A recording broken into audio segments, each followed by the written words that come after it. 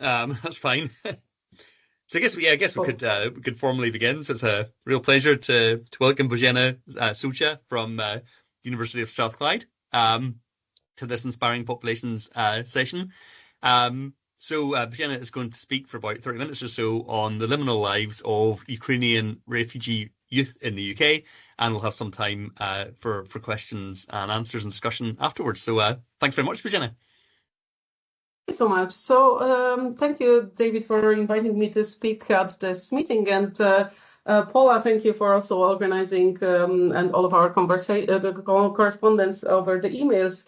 So I'm based at Strathclyde University at the moment, but when I was conducting this research as research associate, I was at the University of Glasgow working with David and Kate and our colleague Daniela Sim from Strathclyde University on the project that was focusing on young migrants, European migrants, self-described European migrants between 16 and 26, living in UK across 4 nations in the UK, and their experiences of different life trajectories and changes in their lives regarding education, employment, life in general, and so on.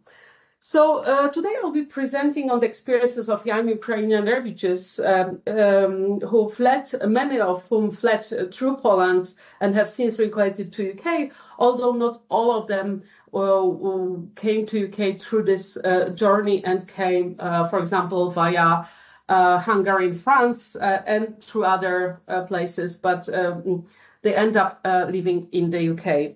And the presentation focuses on how they navigate states of uncertainty, transition, and identity through the lens of liminality and youth transitions. And what I'm trying to do here in this particular presentation is to engage with literature on liminality in geography, human geography, basically. So how liminality in geography, human geography is kind of used in order to research and explain refugees' lives in between, or this kind of sense of in-betweenness, 2 or more countries. Quite a bit of my presentation today will speak about being in between Poland and UK, because quite a lot of our interviewees, as I mentioned earlier today, came to UK through Poland, through this kind of route. So first of all, they flee to Poland, and then they relocate through this specific scheme in UK that was designed to host Ukrainian refugees. So all of our respondents here that I'll be quoting are young Ukrainians who are between 16 and 26, and at the point of interview, they've been living in UK. So briefly, a bit about the project. So the project was that Kate was principal investigator and David was co-I, and as I said, our colleague at Strathclyde, Daniela Sim, was also co-investigator. And generally, this project was focusing on life after migration, opportunities and challenges for young Europeans in the UK. And it was ESRC-funded project. And general kind of focus was to explore how multiple transitions, life course, geopolitical, economic, legal, overlap and produce or sustain inequality for young Europeans in the UK. And what we are trying to do also was to understand how unequal conditions shape young Europeans' future plans and pathways to citizenship in the UK. And as methodology within the larger project, we used longitudinal survey with young Europeans, tracking kind of the transition and change in their lives over 12 months. So we have survey 1, survey 2. And then we had interviews as well as we co-created podcasts with young Europeans, out of whom one was Ukrainian. Actually, she designed this graphic here that maybe I will minimize that. That's great. So this graphic here. So that's briefly about the project, but for this paper, so we talked with several people from several countries. So we had Georgians, we had Germans, we had Dutch, we had Swedish, we had plethora of young Europeans. Also people who are, for example, from Angola, but hold Portuguese citizenships and describe themselves and identify as Portuguese and Europeans. But what struck my interest was a kind of Ukrainian case study, and I'll be reporting only, of course, on interviews with Ukrainian refugees. So a bit of a context here. So the war in Ukraine has triggered one of the largest refugee movements in recent European history, displacing thousands of young people. Many initially sought safety in culturally proximate and not only culturally, but physically, since we are geographers, I guess that's important too, Poland, before moving on to the UK, where over 254,000 Ukrainians have sought refugee status. Traditional frameworks of youth transition, and this was our focus. We were looking at youth transition in the project, which assumed kind of linear progress, let's say from education to work, from living with parents or guardians to living alone, fall kind of short these days in capturing, especially when in capturing disruptions, and especially that life is no longer that linear for most of us, but especially also for refugees, that is no longer linear. This kind of transitions, youth transitions are not linear. And these young refugees face multiple transitions and very interrupted transitions through their refugee journey. In this paper, I'll be arguing, and I'm in process of writing it, so we'll be co-authoring, and I will soon share the paper with all of you for comments if you would like to comment and assist in that. I kind of use the concept of liminality to better explain the complex and ongoing transnational experiences of Ukrainian refugee youth. So this Poland geographical proximity to Ukraine, as I mentioned, combined with shared cultural and linguistic ties, has made it natural first destination for many Ukrainian refugees, although not all. Those factors, like this cultural proximity, language similarities, and other factors, along with already established Ukrainian diaspora in Poland before war, have helped to ease the initial integration of newcomers into Polish society. I have to mention now, and actually I'm speaking to you from Poland, that there are other issues now that are quite concerning in regards to public attitudes towards Ukrainian refugees these days after 3 years of war. I won't speak about this now, and this is not, it's irrelevant to the paper, but it's something that is quite shocking and interesting, and if I may just interject. Additionally, the EU's temporary protection directive granted Ukrainian refugees in Poland residency rights, access to work and social services, offering relatively stable foundations and stable kind of start. In contrast, the UK has introduced specific visa schemes, such as the Ukrainian Family Scheme and the Homes for Ukraine scheme, providing structured, although more administratively complex pathways for Ukrainian seeking a refuge there.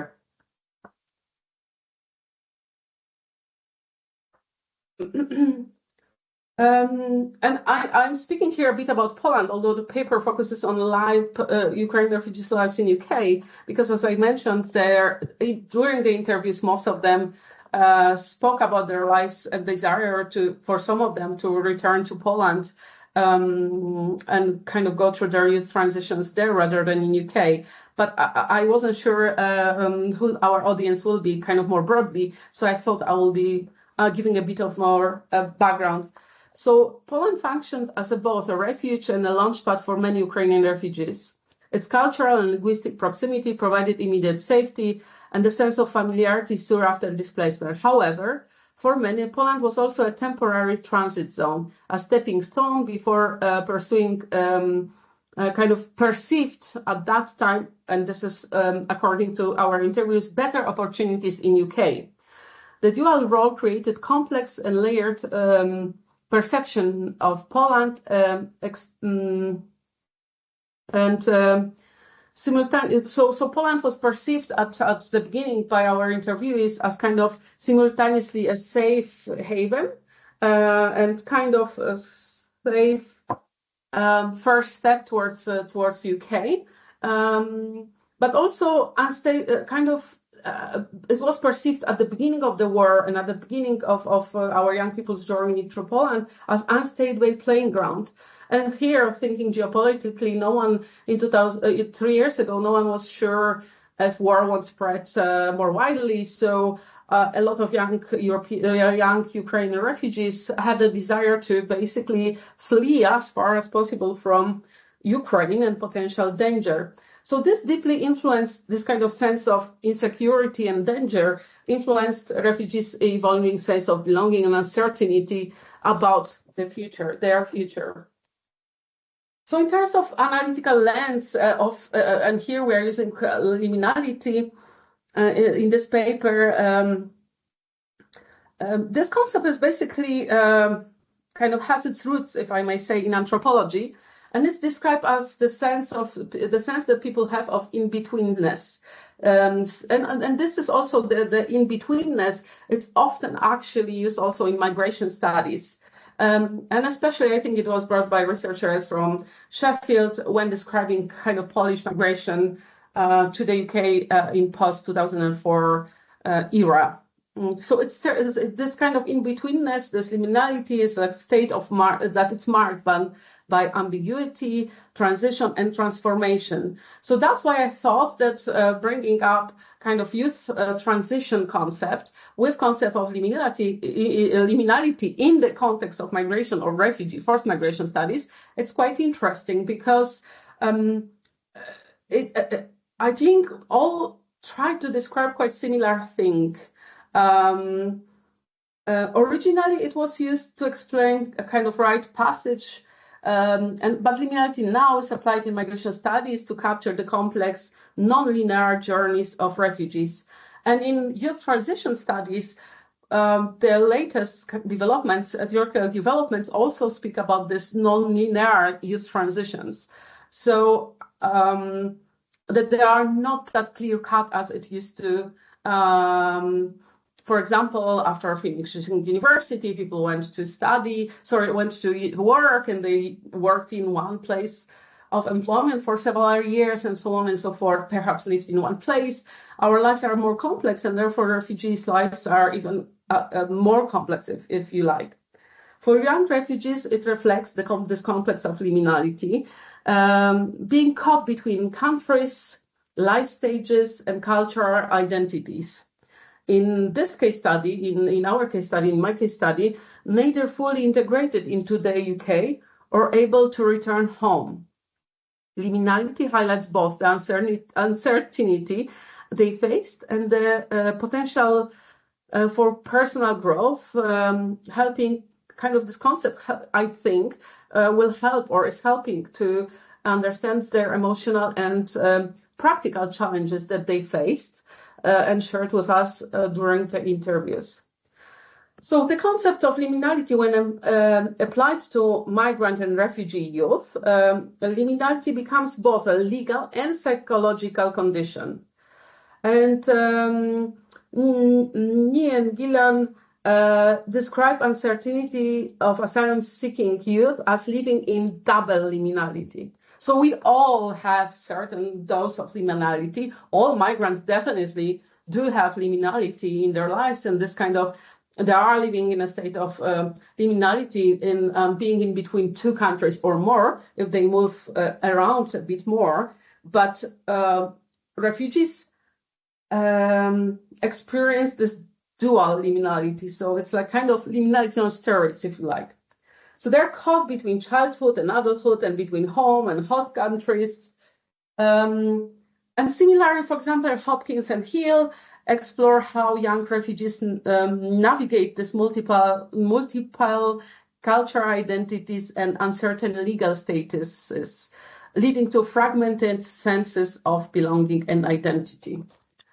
And in terms of use of liminality in geography, Um, um, there are several theories basically that offer powerful tools to analyze life experience of liminal youth life, refugee life in the UK. For example, concept of temporal, liminal, and waiting. This concept helps to kind of explore how uncertainty about legal status, education, and further kind of prospects of life are shaped and are uncertain for this particular vulnerable groups. Then we have also emotional geographies and kind of subjectivity, and emotional geographies highlight how displacement offer often kind of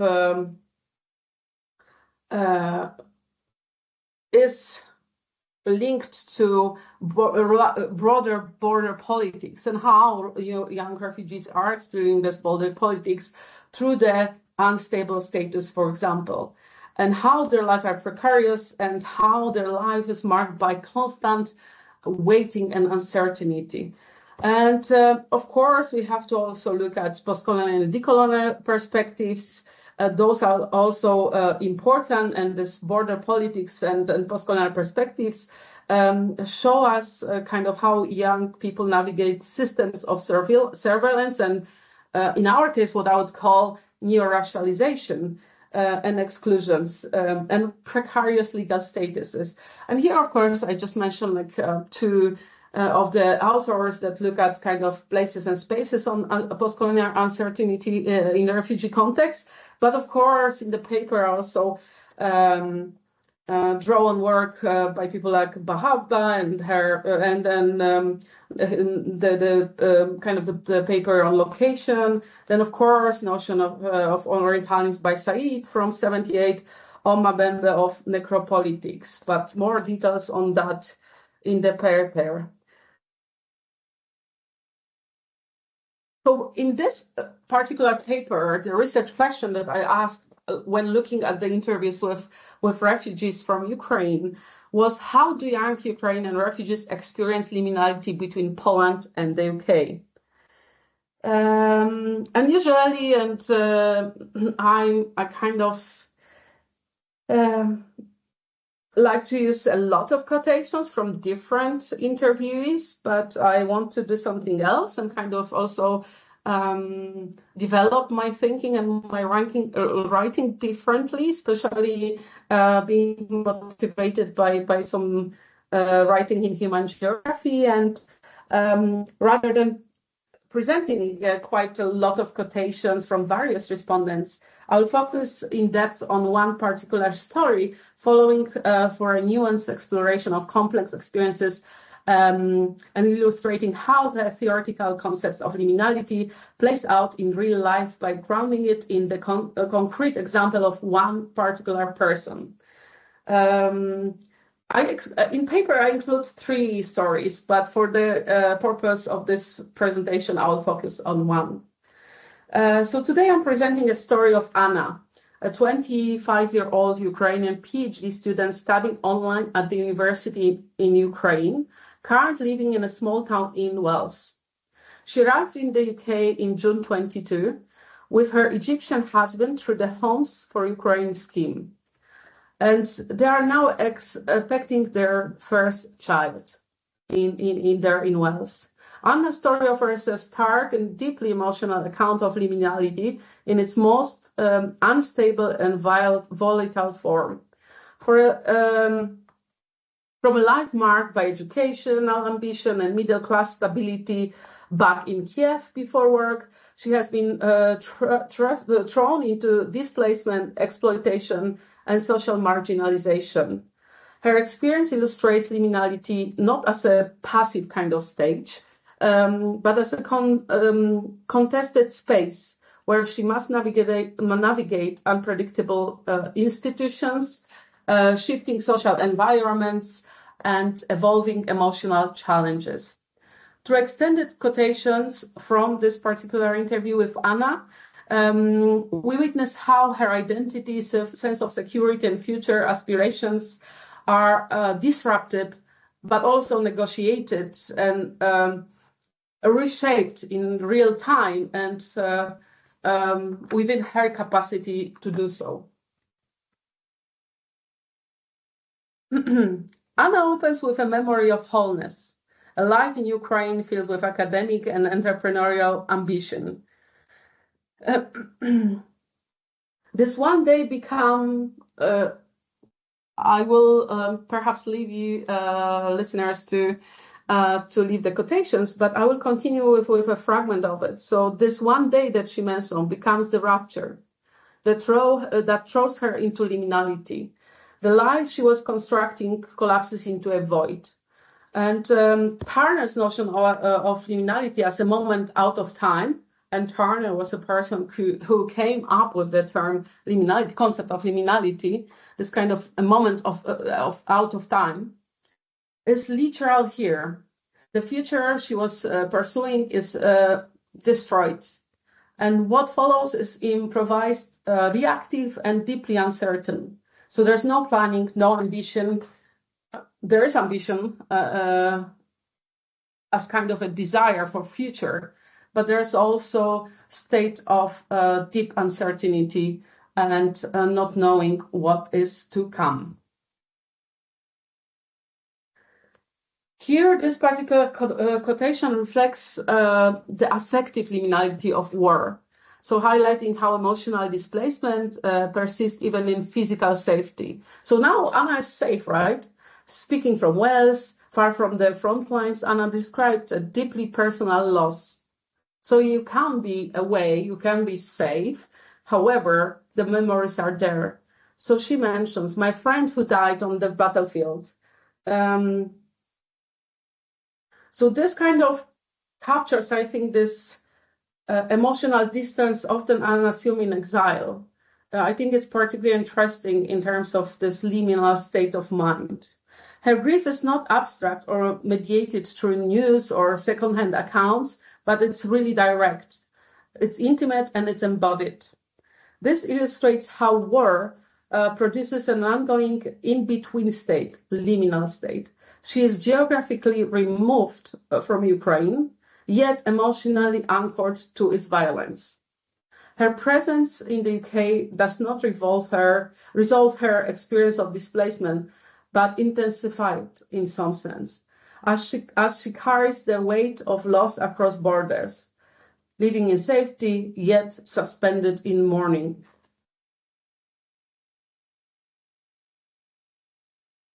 Despite her displacement, Anna continues her PhD online at the Ukrainian university.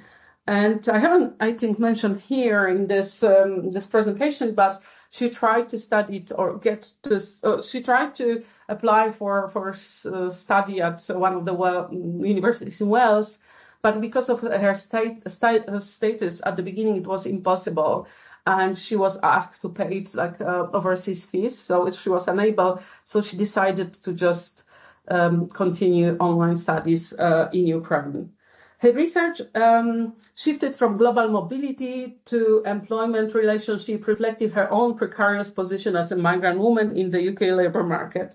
So in the UK, in Kiev, she had like a small travel company. She was a guide, and she speaks Arabic and French and English. She actually worked as a translator, English translator, sworn translator in Kiev before, but here she struggles to find job. And this motivated her experience of being really unable to find a work. And at the beginning, when she moved to UK, she wasn't pregnant, so she was really trying to get into labor market, but she wanted to do something that would use her skills basically. And despite her English proficiency, she was unable to do so. So this experience motivated her to change also the subject of her PhD. So she was caught in between, or she expresses basically in this quotations and in other parts of the interview, how she was caught between educational system and cultural expectations. She consciously refuses to kind of go into depth, asserting an ethical boundary against a system she neither trusts nor feels aligned with. This chosen liminality, or that's how I'm calling it in the paper, actually. I'm still thinking about if there's a better way, and maybe here you can help of calling it. So the chosen ability, her chosen ability allows her to preserve some autonomy during these empowering circumstances. One of the most emotional and raw passages captures Anna's profound cultural disconnection, reflecting the liminality of her experience. The more, and here I'm quoting Anna, the most disappointing thing for me living in Wales is I don't have any ability to gain any friends. The gap between our upbringing is so huge that I don't even know what to speak with these people about. If you would title this interview, you could title it Worst Decision in My Life When I Moved to the UK. So here, when she means that it's worst decision in her life is that she could either stay in Poland or move elsewhere, that perhaps her cultural identity wouldn't struggle as much to connect with British culture, I assume she meant. And in this particular case, as I said, she lives in a small Welsh town. This statement, heavy with bitterness, reveals the emotional violence of cultural isolation, not a refusal to integrate on her part, but a rejection by a system and society that failed to meet her halfway. Wales becomes not a refuge, but a liminal space of social and emotional suspension, a kind of capture cage of sorts, where belonging feels impossible. In contrast, her affection for Poland, despite it being a war zone, the proximity of war zone, is striking for her. And I would be curious, due to several changes, as I said, of public attitudes towards Ukrainian refugees in Poland. I would be curious to speak with her again and ask her what she thinks about this now. But she says, I absolutely adore Poland. I adore its people. I adore its language. It's my favorite language. Yeah, she speaks also Polish. I forgot to mention that. I was the happiest when I was in Poland, even though it was a war. Poland kind of affirmed her dignity and identity, offering relationality and connection that UK lacks, according to her. Her visits to Poland are likely brief returns to life. So she visits her mom sometimes, who stayed in Poland. While Wales remains emotional and socially deadening, a cultural kind of vacuum where a meaningful human connection is absent. This kind of opposition highlights between Poland and UK, according yet again to Anna, highlights the layered liminality of her displacement, not just geographical, but deeply cultural and emotional, where place and belonging are fractured and are not there for her. And here, this particular quotation vividly captures this experience of bureaucratic liminality that I spoke, or the systematic liminality that I spoke at the beginning, and its impact on psychological security. So yet again, despite being physically safer in Poland than in war-torn Ukraine or in Poland that it's sharing border with Ukraine, Anna feels trapped in a state of constant anxiety. An uncertainty caused by unfamiliar and unpredictable bureaucratic systems. Fear of official correspondence, calls, or any potential kind of penalties creates a persistent sense of vulnerability where everyday interactions become source of stress and suspicion. And I think that's why also not only because of this cultural difference, but because of this state of being afraid even to speak or to go to I don't know, local council and ask something, or to open letters. She speaks about how she's afraid to open any letter that comes to her house. Also influenced her inability really to connect maybe with some and create friendships with locals there. This ongoing unease illustrates how liminality extends beyond physical displacement to include precarious psychological state, shaped by the pressures and complexities of navigating new to her institutions. The result is a paradoxical insecurity, feeling safer from physical harm, but less secure within the structures meant to offer protection. One of the most powerful statements comes when she is asked about staying in the UK. And she says, I'm quoting, "I'd rather die than stay more than 1 year here." This is not an exaggeration, but a raw expression of existential burnout, a deep erosion of identity, purpose, and trust caused by prolonged uncertainty and hardship. And I have to stress also that she's really grateful for the opportunity to be in physically safe place and to be granted the status, but she's in despair and is not willing to stay in UK beyond giving birth to their baby due to this cultural, structural difficulties.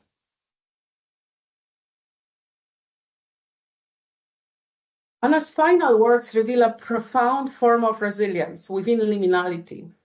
Rather than signaling defeat, her acceptance. She says, "Sometimes you think you have to hold everything under control, but it's not necessary. Sometimes you have to let things go, and the better solution will come." This quotation reflects a hard-won survival strategy in embracing uncertainty and kind of giving away control. She transforms liminality from a burden into a space of learning and growth. This shift highlights how navigating in between states can foster adaptability and hope, offering a pathway through the challenges of displacement rather than surrounding to them. And then for me, that was really, really powerful personally also. So in conclusion, this case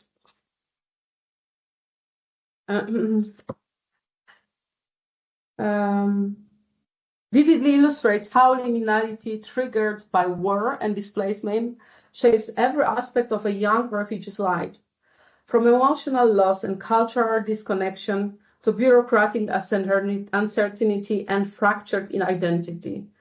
Her journey reveals liminality not as a temporary phase, but as an enduring condition marked by suspension between past, future, belonging and exclusion, safety and insecurity.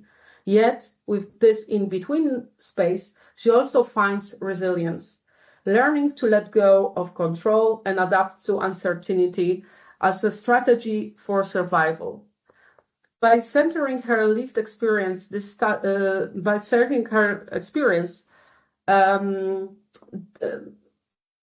study, I think, or this article will kind of deepen, hopefully, our understanding of displacement as a complex, multi-layered process where refugee is never simply refuge is never simply a place, but a fragile and ongoing negotiation of self, community, and hope. So this particular case study, this narrative, Anna's personal story, richly, I think, exemplifies and extends existing theories or our understanding of liminality, and particularly this going back to Tarrant's concept of liminality as a moment out of time, characterized by uncertainty and transformation. Anna's stories highlights how war creates not just physical displacement, but a prolonged affective liminality, where emotional ties and trauma persist despite geographical safety. This aligns with recent scholarship emphasizing the ongoing nonlinear nature of refugee experience rather than need linear transitions. A cultural disconnection and feelings of rejection in the UK underscore the idea of liminal spaces as contested and socially fraught zones, echoing work on social and cultural liminality in migration studies. The contrast between her sense of belonging in Poland versus alienation in Wales further illustrates the multi-layered and relational aspects of liminality, where place, identity, and belonging are fractured and negotiated. Moreover, the narrative, this particular narrative brings attention to bureaucratic liminality. And this is the concept also that I'm trying to engage. I haven't found a lot of literature that would speak around this bureaucratic liminality. There's quite a bit in migration study about access to social security, for example, and issues around that, linguistic issues and other issues. But this kind of sense of bureaucratic liminality, I'm not sure if I'm trying to reinvent the wheel here or I stumble upon something more interesting that I can maybe investigate a little bit further within other interviews with maybe other European young people that we collected. So this narrative brings attention to this bureaucratic liminality, showing how institutional uncertainty deepens psychological insecurity. A theme increasingly recognized in refugee research and legal and administrative liminality. But yet again, it's called as an inability of access, not the state of in-betweenness, even between kind of different institutional cultures. Finally, her ultimate resilience through acceptance and letting go challenges dominant portrayal of liminality as solely a state of crisis, instead revealing it as a potential space for growth, adaptation, and hope. This nuanced account thereby contributes to and complicates on another side existing literature by grounding theoretical ideas in lived, embodied realities of war induced by displacement. Thank you so much. Oh, sorry.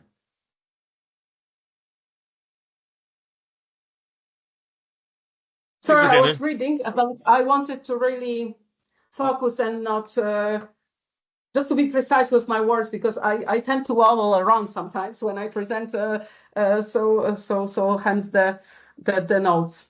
But thank you so much. No, that's great. Yeah, that was fascinating. So I don't know, do you want to stop sharing your screen now, maybe? Oh, yeah, sure. Perfect. Okay, yes, thanks for that presentation. Really fascinating. We've got about 10 minutes for questions if anyone wants to raise their hand or just unmute yourselves and Reese. Oh, great. Thanks very much, Bozena. Really thought-provoking, a really powerful paper there.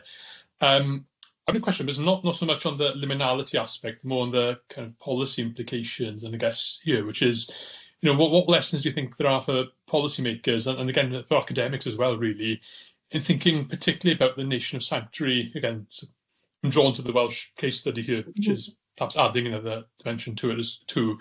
But, thinking around a lot of the focus and perhaps seeing it through rose-tinted spectacles, the nation of sanctuary, this is quite a lot of important things to discuss here. I just wondered what lessons you think there are for policymakers, particularly in the Welsh Parliament, around sort of the case study and how that throws a lot of questions around that liminality, perhaps challenges the nation of sanctuary vision. That's actually a great question, because I haven't thought about that particularly in relation to liminality, but basically we are almost done. And I know, Kate, I have some information to send to you, but we are finalizing our policy brief and a paper around exactly that. And we have a section on Ukrainian migrants as well. There more about their experiences. I think it's complicated, because the state of liminality is very personal. So when she speaks, for example, about this really fear of receiving emails and opening them and so on, this is like perhaps something to work there, but I cannot imagine about particular solution. I think I have to think about it more.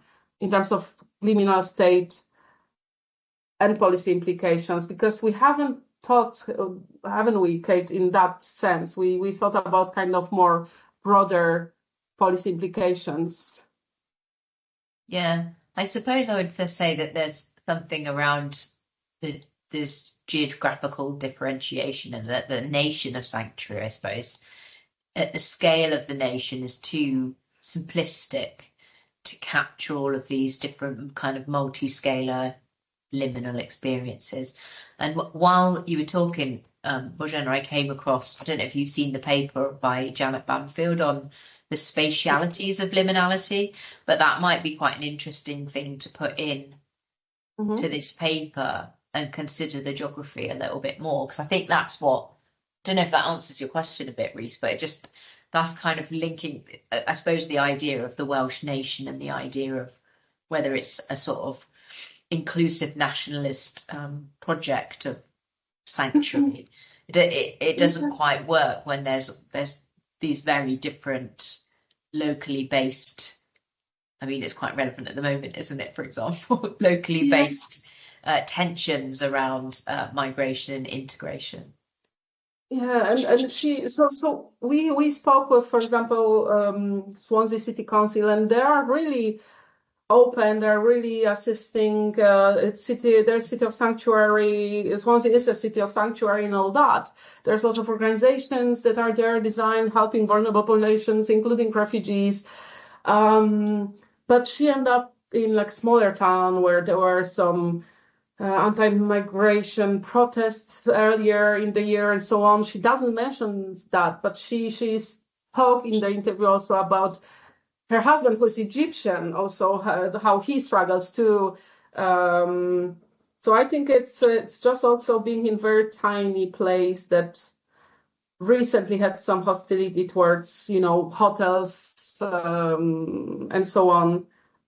So placing refugees in hotels and so on. They were not there. They came through this specific scheme, so they were hosted by kind of a friend of a friend, actually, who wasn't British but had British citizenship and could host them. And then they left and are living alone. But so I'm not sure if it's due to the nature of small towns and the other kind of. So the other is more visible, spotted, and how local authorities could maybe tackle that. I'm not sure. As I said, we are in the progress of finalizing policy briefs, so we'll definitely share it with you, but it's more broader, and it's about European youth, not only Ukrainians, although we speak about Ukrainians there too. But any ideas are welcome. I thought it was super interesting how this was in Llanelli, which is specifically the site of far-right violence, but she didn't mention it. Yeah. And so that does indicate that there's something around the infrastructural management of asylum accommodation on broader migrant populations, whether or not they seem related or not. So I guess it's like there's something about spatializing migration management in the context of the nation of sanctuary that's quite important there. Don't quite know if that answers, but yeah, it's really interesting points though that you were saying about Jenna as well. Thank you. Anyone else got any questions?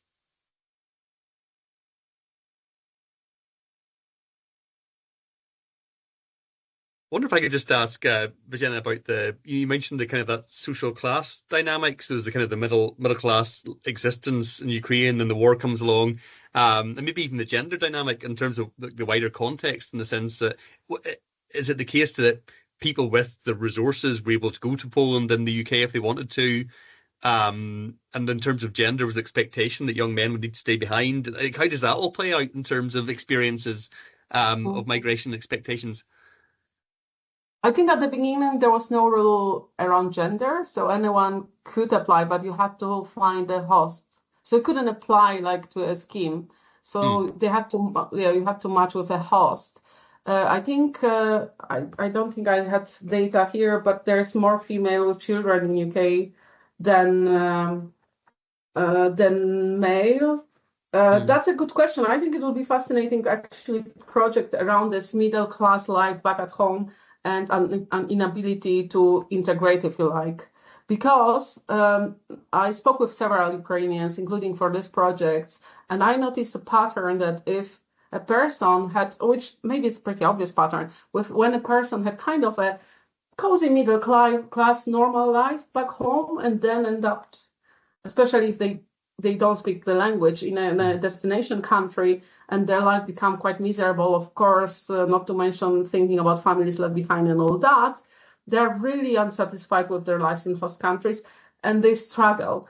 And they struggle also in employment or inability to find a job that could employ their skills. But on the opposite side, those who maybe came from, and those are people from larger cities, like from Kiev, Lviv, and so on, but from more like remote, like rural areas, they're more satisfied and they become quite entrepreneurial. So set up small businesses and work, and their life improved. Actually, from like a labor perspective, that could be a great project. But in terms of gender, I'm not sure, because in this case, so only one person that I interviewed was a male from Ukrainians, I think. Rest were females, and most of them were alone in UK. Okay. So that's the only place that I had Ukrainian female with a husband who happened to be Egyptian in that case. But in terms of her experiences, I'm not sure how I would interpret that through kind of gender lens. Yeah. It wasn't anyone else. Yeah, not necessarily something to do for the paper. It's just I was just curious about the wider Ukrainian context and how those factors were playing out in it. Yeah. No, but interestingly, like Ukraine changed the law last week, so now they're encouraging young men to leave Ukraine. Okay. It's very interesting, politically driven, I think, but there are different interpretations of it. But that changed last week. Oh well. Because at the beginning of the war, those people who fled quickly, didn't matter if you were man or female. Then they quickly stopped borders and start sifting through, and then any man above certain age was stopped. But now they're encouraging people to leave.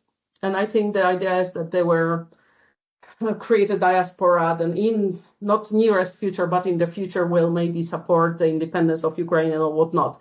But I'm not sure. That's like political discussion here in Poland, at least. But the law changed, so I wonder. But also, I don't know if there's any study from legal standpoint, because there's quite. I mean, most of Ukrainians in post-war, those who came after war to UK, are female with children, but there are some young men too. But I'm not sure in terms of their roots to UK, were there before in Poland and left because they could use the scheme. I'm not sure. I wouldn't be surprised though, because that was an opportunity to get to UK also, which even for Anna was kind of, wow, that's interesting. That's an opportunity. I want to go. Wow. Well, does anyone got any final questions before we maybe wrap up? I noticed that I spoke for a little bit longer than I predicted. Sorry. No, it's great. Well, let's thank Bozena one more time, and well done. And we'll post this online really soon, and I'll see some of you in about